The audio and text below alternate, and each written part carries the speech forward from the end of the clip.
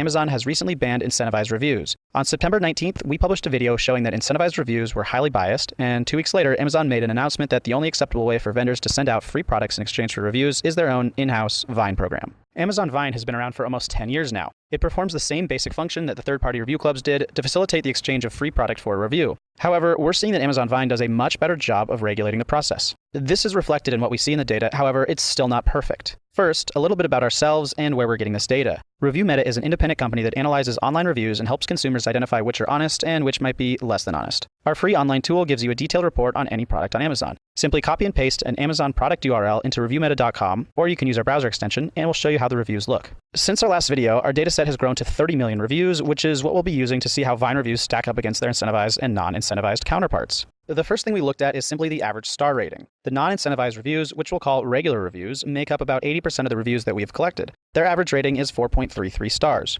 Incentivized reviews make up about 17% of the reviews we have collected. They give an average of 4.71 stars. Vine reviews make up only 3% of the reviews in our dataset, however, they give an average rating of 4.17 stars. So at first glance, Vine appears to be the most critical of all. However, if you compare the distribution of star ratings, you'll notice a few things. Vine voices tend to give a lot more 2, 3, and 4-star reviews than their regular or incentivized counterparts. They're also a lot more stingy with their 5-star reviews, being the only group to give out 5 stars less than half the time. It also appears that Vine voices, just like incentivized reviewers, are much less likely to leave 1-star reviews in general. Overall, the distribution still shows that Vine voices are the most critical, with over 20% of their reviews being either 1, 2, or 3 stars. However, things start to get interesting when we control for product. On average, the regular reviewers rated the products 4.24 stars, while the Vine voices rated the same products 4.39 stars. That's a 0.15 star increase in the Vine reviews. Now, we do need to mention that we narrowed our dataset down considerably in order to control for product. We only looked at products with at least 10 Vine reviews and at least 10 regular reviews. This still left us with 921 products and over 2.5 million reviews.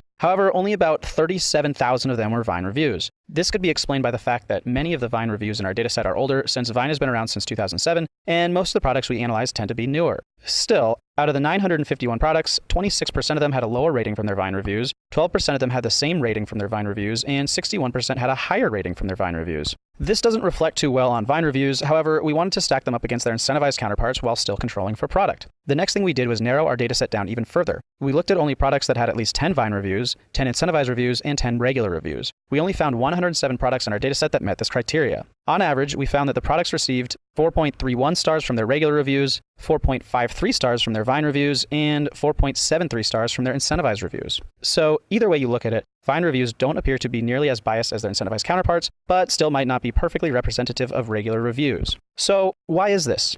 Both Amazon Vine and third-party review clubs operated with the same premise. You get free stuff to write reviews about. So there might still be a few inherent biases at play. The first is that regular reviewers are more likely to choose to write a review after a negative experience with a product, while Vine voices are required to review everything they get. This could explain why we see regular reviewers give out 1 stars at 3 times the frequency of Vine voices. The next is still the psychological bias of viewing a product more favorably because you received it at no cost to yourself. However, Vine voices are required to pay taxes, and we'll get to that in a minute. The real difference between Amazon Vine and third-party review clubs is the manner in which they operate. And there's 5 things that Amazon Vine does differently which help eliminate a lot of the bias. First, accepting reviewers to their program. Amazon Vine is invite only, selecting only those who have already established a history of writing quality reviews on their platform. On the other hand, third-party review clubs were eager to hand out memberships to anyone capable of submitting reviews to Amazon. Second, Amazon does not allow the vendors to pick the reviewers. This is absolutely crucial in preventing reviewers from posting exclusively 5-star reviews in order to keep getting more free stuff. Third, limiting the number of products a vendor can send out. As you're already aware, the third-party review clubs were completely out of control.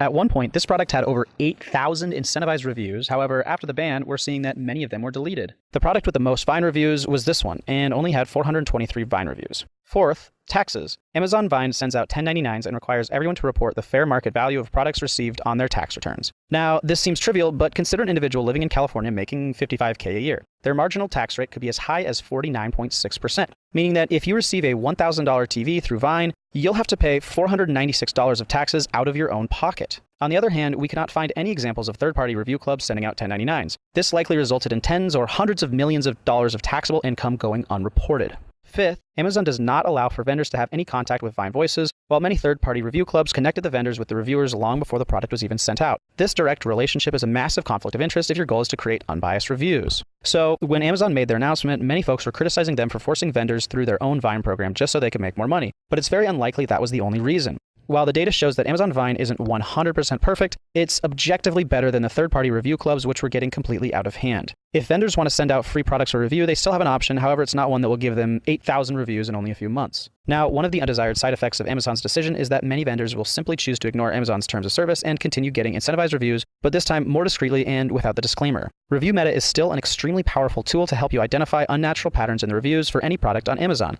Even without the disclaimer, incentivized reviews are easy for us to pick up on. You'll just see the product failing other tests. For example, unverified purchases, rating trend, brand repeats, reviewer ease, phrase repetition, overlapping review history, and more. Simply copy and paste the Amazon product URL into reviewmeta.com, or you can use our browser extension and we'll give you a detailed report. Our next video is going to be taking a closer look into what is happening with all these review clubs and whether or not they will continue to be responsible for manufacturing millions of reviews given Amazon's recent policy updates. So be sure to subscribe to our channel on YouTube, follow us on Twitter, like us on Facebook, or even sign up to our newsletter so you can stay updated with all the cool stuff we have on the way. Thanks for watching.